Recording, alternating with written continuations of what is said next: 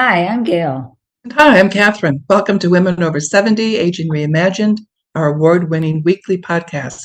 Please visit womenover70.com and consider joining Aging Reimagined Circle, our sustaining membership fund, so we may continue to inspire women to age with curiosity, courage, and creativity. Our members enjoy monthly programming and probing discussions, and we hope to see you there. And today our guest is Barry Dilley. She's 89 years old, and she reached out to us after reading a recent article about women over 70 in nextavenue.org. Barry has been a lifelong learner and activist. Her areas of interest cover movement, dance, and mindfulness, teaching, creativity, as well as health, disability services, and the quality of life for elders. She has degrees in dance, sociology, and counseling, and more recently, she trained in somatic experiencing to help people who have experienced trauma. Barry lives in rural Southeast Ohio in Athens, home of Ohio University. She says she never had close female friends until she met a group of smart, creative women in Athens in the 1970s.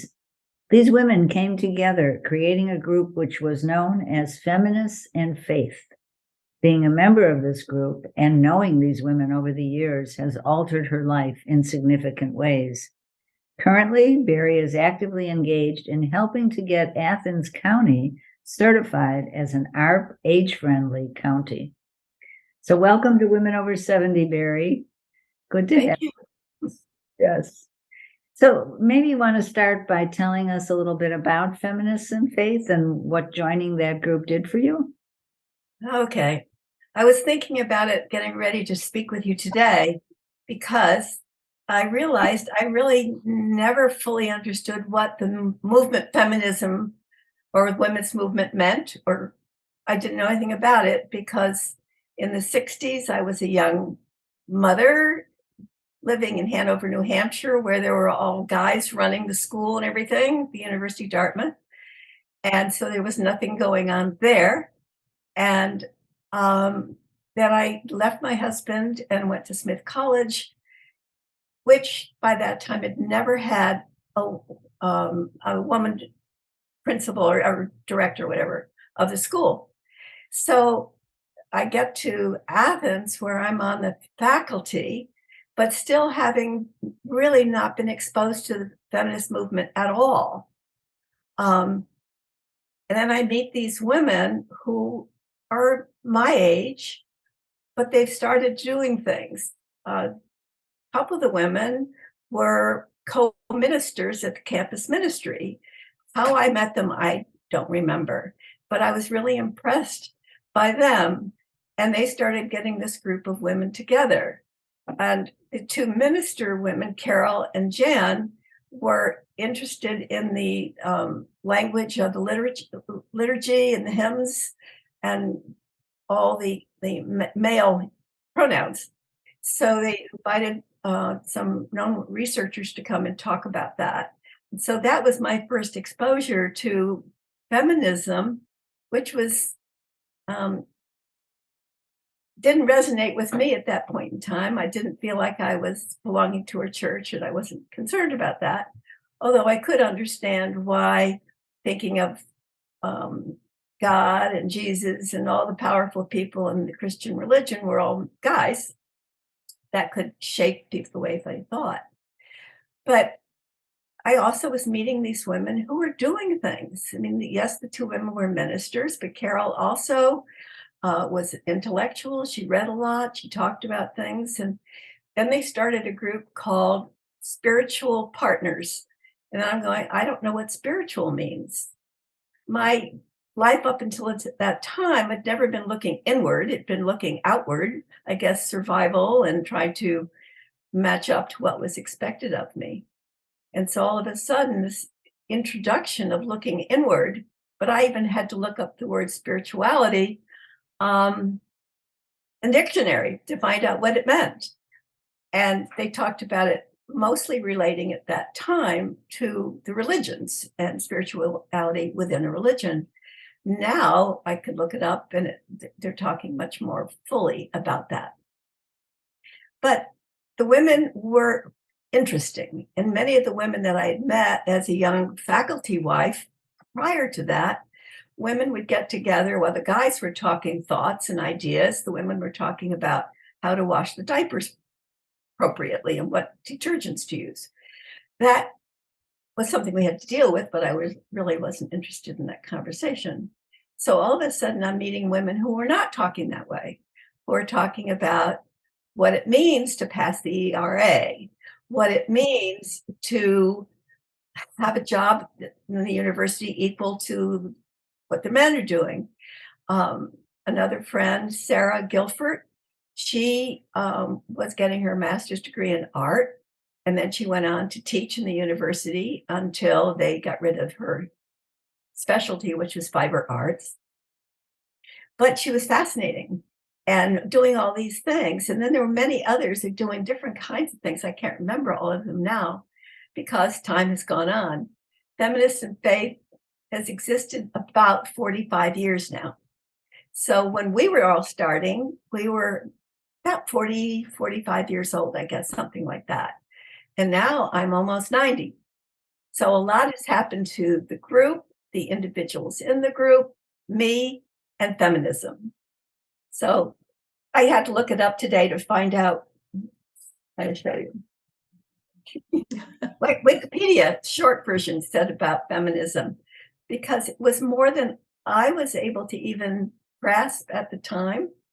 And women would say, some of the feminists would say, well, they hated men. I said, I don't hate men.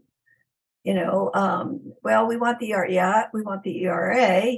I could understand that. And I was felt discriminated against in my job at the university, which was common then. But then I also found out other things. I did get married here to a physics professor.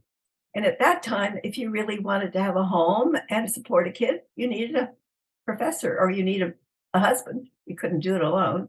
My salary here, I was eligible for food stamps. So I got married to Jim and we wound up in having a home. And where was I going with that?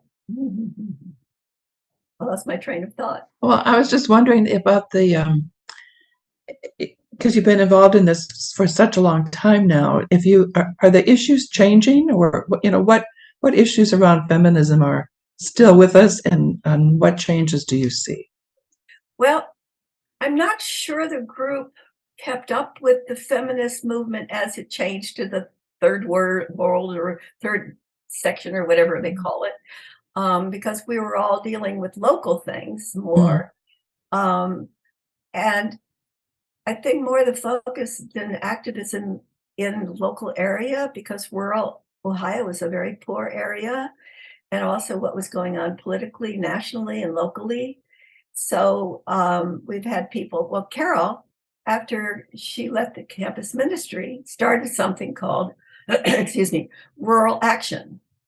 And it was to help the county or the small areas, the rural areas in the county, to recover from when mining quit here and all those small communities wound up having no jobs, living out in the county in poverty. I think we're either the poorest or one of the poorest counties in the state of Ohio. So she started all this and began to help them. And one of the big things that I know about is they have the Chester Hill auction now, where they auction food. So the farmers out in the area can take their food there and auction it off and get good prices. So there are numbers of things they've done. They've been working on trying to recover some of the water that had been polluted from the mining and restoring that. So a number of things that Rural Action has done. And I think you're going to probably have Carol come and talk to you, in which case she can tell you a whole lot more about that. But amazing how much she has accomplished. Really admire her a lot. And so you yourself got interested in county action and what you could do. And so how did you find ARP, and how has that played a role in what's the work that you're doing for the county? Well, indirectly. First of all, I became aware of the problems for people with disability. And if we get old enough, we're going to have one of those too. But I was taking care of family members who had disabilities and I was taking care of them over a period of 10 years from the time they all became ill and died. So I was taking care of my sister, who was visually impaired, hearing impaired, and cognitively impaired. She had brain cancer. My husband got was diagnosed with dementia 2 years later, and my mom was 92 or 93 at the time. And my sister and my mom moved here to Athens, so I was taking care of all of them. And everybody was here by 1998. So around that time, I was like mid-60s. So I'm trying to figure out, how can anybody take care of so many people with so many disabilities? Where do you go? And I learned about silos. So I was learning about aging and ARP and all of that indirectly in a way. But you've learned about silos and how things are funded or not and how to manage. And I found myself driving one of my family members to the doctors 2 or 3 times a week and really feeling overwhelmed. And I tried to find out what could be done. I learned about something called the Center for Independent Living. If you don't know anything about it, it's fascinating. They have these groups in most of the big cities, but we didn't have one down this way.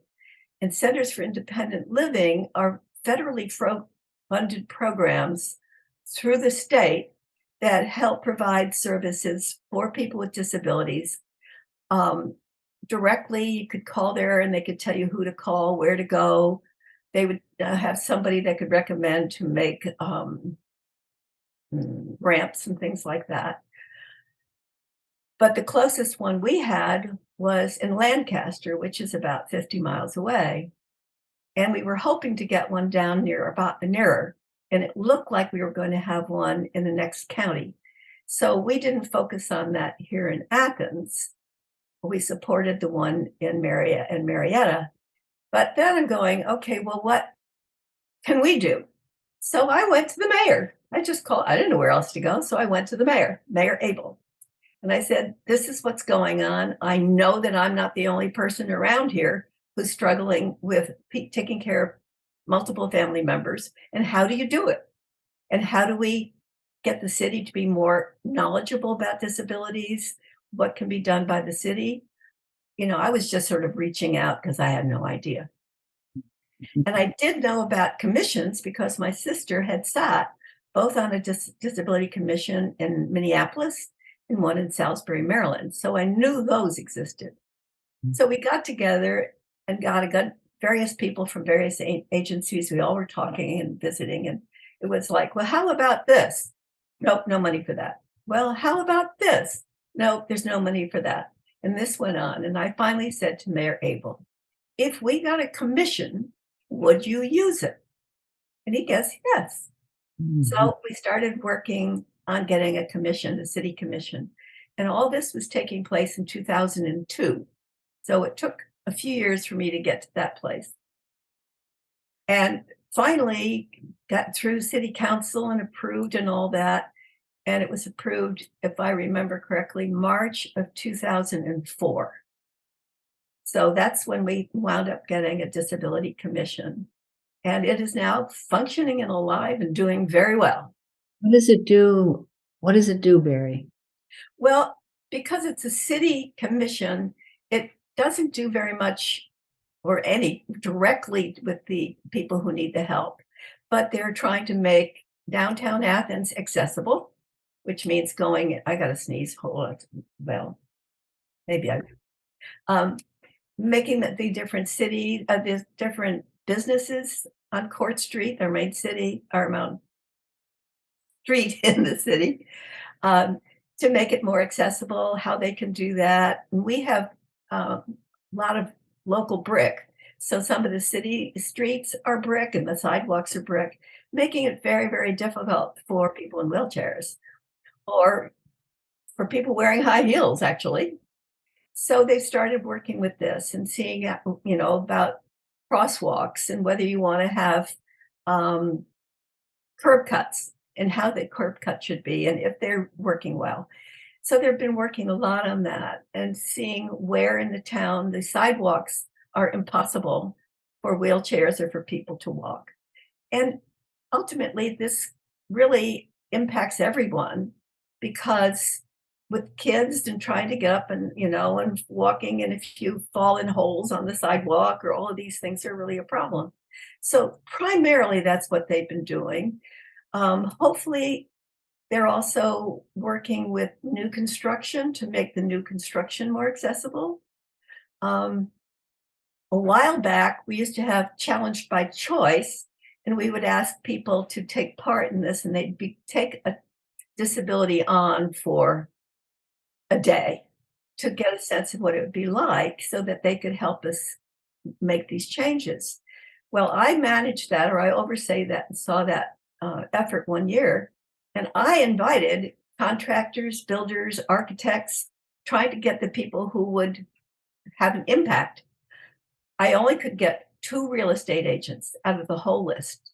Only 2 came. No architects came.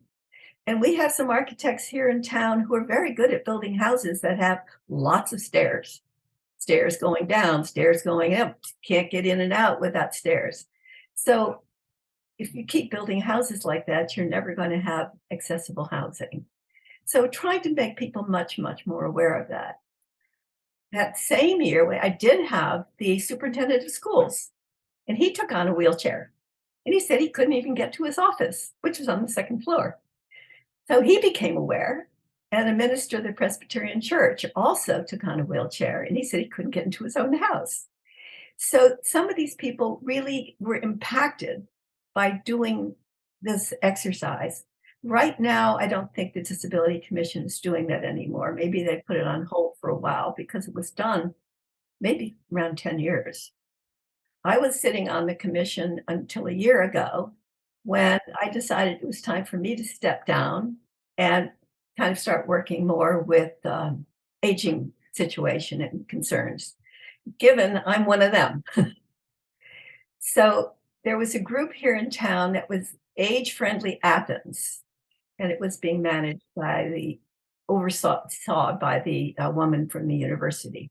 Maybe I should stop so she can ask questions more, or am I going fine? Oh, you're going fine, but just to back up a moment, what did ARP have to do with the Disability Commission? It didn't directly. I didn't get there until I got to, because I was on disability, and then I started getting older, and then I decided to go with trying to take care of disability issues for older people. And so we were on the Age-Friendly Athens, and then the people on Age-Friendly Athens heard about the ARP effort. Mm-hmm. And one of the people on the committee, his sister is in Columbus and was working with the ARP Age-Friendly in Columbus. So she came and talked to us, and that's how it happened. So nothing happens really directly. So what are you doing now in the age-friendly category that the Age-Friendly Athens? Well, we're focusing on getting it to be a certified ARP age-friendly county. We went from the city to the county, and that's a big difference. The city is kind of, we have a lot of the services, it's just kind of fixing them up a little bit better. But if you go into the county, lots of the small towns in the county don't have many services at all.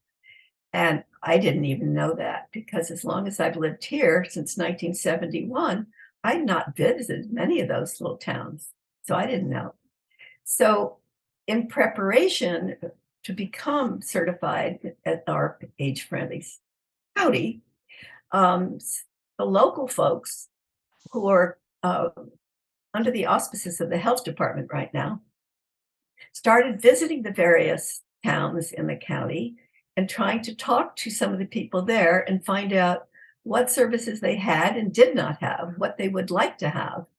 And so we were getting more information to fill out all these forms we have to fill out for ARP. And one place I went, they had no grocery store, no health facility of any kind, not a clinic or anything. They didn't have a community center. They did have a senior center, but apparently the seniors are really afraid to go out a lot by themselves, and the senior center had a wire fence all the way around it and locked. So talk to me about how different that little town is to Athens City, hugely different. And I visited a few others and heard what the people were saying and what they needed and what they wanted. And what I've taken away from that a lot is that it seems that the people in power have the idea of what the regular folks need without asking them. And that has troubled me. So we began to ask people and listen to what they were saying more. And even when we were doing the city effort, I was the only one representing old people on that whole committee. Oh. And so, and they would go around and they would go, they need this and they need that and they need that. And we got around to me and I'm going, I'm they. I'm the person who's representing. And I am amazed.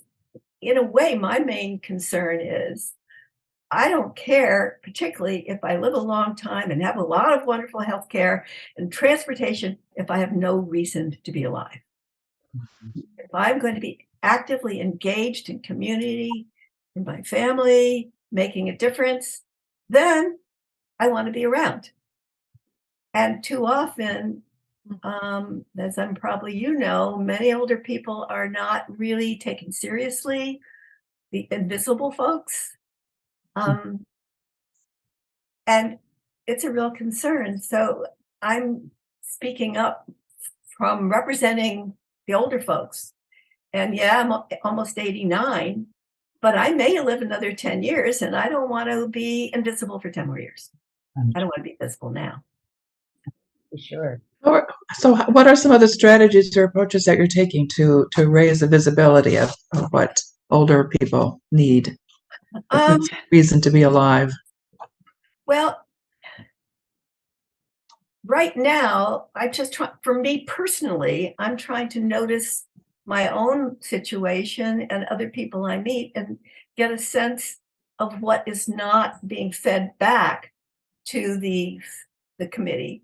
The committee was really active until COVID, and then we went online and it sort of slowed down a lot and we're not able to find out so much what was available. And now we're beginning to meet more. But we've now been able to get a grant to hire somebody to oversee this whole effort. And she just came on board about a month ago.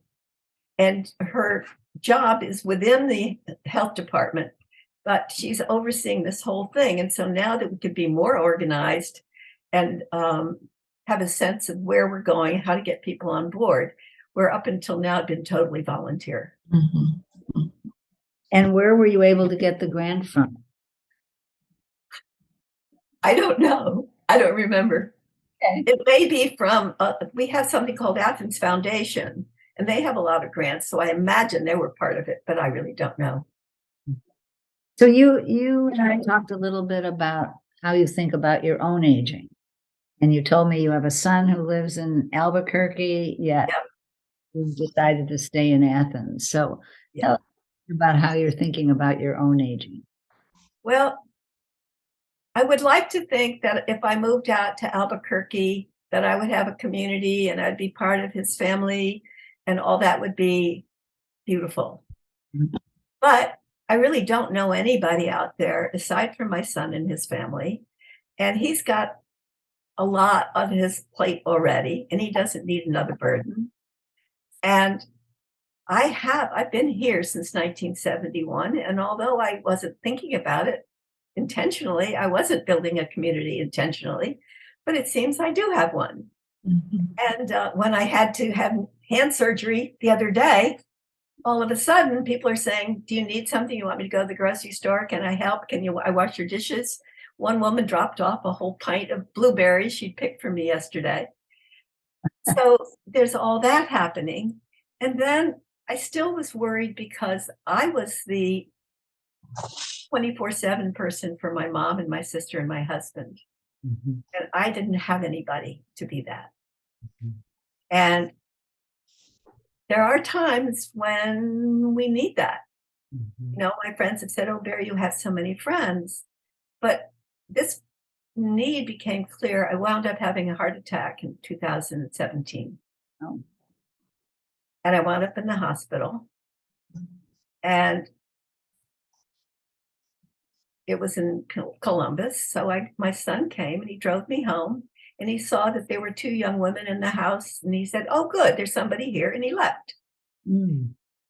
He has a lot at home, and he thought things would be fine. But I didn't know where the paperwork was. The young women, one was from Brazil and one was from Saudi Arabia. They didn't know much. Mhm. I didn't know whether I was supposed to go up and downstairs. I didn't know whether it was medication. I didn't know anything, and I was scared. Mhm. And I really needed somebody who'd come in and said, "Hey, Barry, you're probably really tired. Come on, I'll get you up to bed and let's make a cup of tea and we'll find out what the papers say." That would have settled me down a whole lot, Sure. but I didn't have that. And that experience made it clear to me that I needed to really start thinking about what's next for me. Mhm. I don't want to go in a nursing home and I don't want to go to assisted living. Food's terrible there, I understand.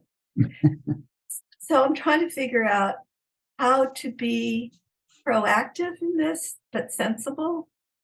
Um, and, you know, I've been talking to my friends, and I have a local friend who's agreed to be my POA, and she's very logical, clear-headed, doesn't get all upset about things. So a good person to do that. Actually, she was here a little while ago. And then I still didn't know, and I live in a two-story house, and now I'm having to start crawling upstairs and backing down the stairs if I don't go up and down more than once. And that doesn't work, but looking for a single story house, they're a really short supply because of those architects who like stairs. And I've been looking, and I almost bought one about a week or two ago, but somebody got in, probably had arranged it before it even went on the market. And it would have been a perfect house for me. Mm. And in addition, it was next door to another friend of mine who has been my realtor. And we've gotten to know each other really well. And we were talking about some of this, and he told me he would be that. He would be my 24/7. Oh. And all of a sudden, my body just went, phew. You know, Right. something, you know, you can't expect it always, you know, because change happens, but just somebody being willing to say, "I'll be there for you." Mhm. And my whole system just sort of just felt a whole lot of relief. Good. And yet he said, "I didn't think you were going to be able to go to Albuquerque. It just doesn't sound like a good solution for you." And Mhm. actually, my son did call me, and he said he didn't think he thought I would be much better here in Athens. Mhm. Given I know the community, I have a circle of friends. Otherwise, if I went out there, I'd be going into assisted living or something. Mhm. And I'm surely not ready for that. Yeah, right. It's So I'm definitely working at it. that's the important thing, isn't it? That you're being proactive Yes. and you're looking ahead and not putting your head in the sand and reaching out to folks to say who can do what for me. And There is something else too that I'm becoming aware of. There's a tendency when we're socially growing up and whatever to have friends that are all our same age, right? right. Well, when they're all my same age, many of them are no longer here, That's true. and or we're all aging. And my sister-in-law, who lives in an assisted living in Pennsylvania, said that they moved in 20 years ago, and her husband died about 10 years ago, and she's there now, more or less, in the house they bought there alone because the people all around here are having dementia issues, whatever. Mm. So I've become really aware of needing to really appreciate the people in my life that are younger than me, getting to know them more, maybe becoming a mentor for them and them a mentor for me, so that I have a wider range of my community. Very smart. I recommend it. Yes, very smart. We hear that from many of our guests. Yeah. Yes, we do. Is there anything else you would like to say? They- I think it's wonderful what you're doing, getting people to think about aging as a lifestyle. Mhm. Oh, we want to live our lives well as we age. We don't want to be disappearing, and we want to mean something, I think. I Mm. think almost all of us really want to mean something in our lives, whether it's nationally, internationally, locally, in our families. Yeah. Beautiful. Beautiful. Thank you very much. Yes, thank you. And listeners, thank you for your loyalty. Because of you, our numbers are growing all across the country and overseas, and this is a good thing. But still, we need more subscribers and reviews on Apple Play and YouTube. So support Women Over 70 and let your voice be heard, and help us change the conversation about women aging.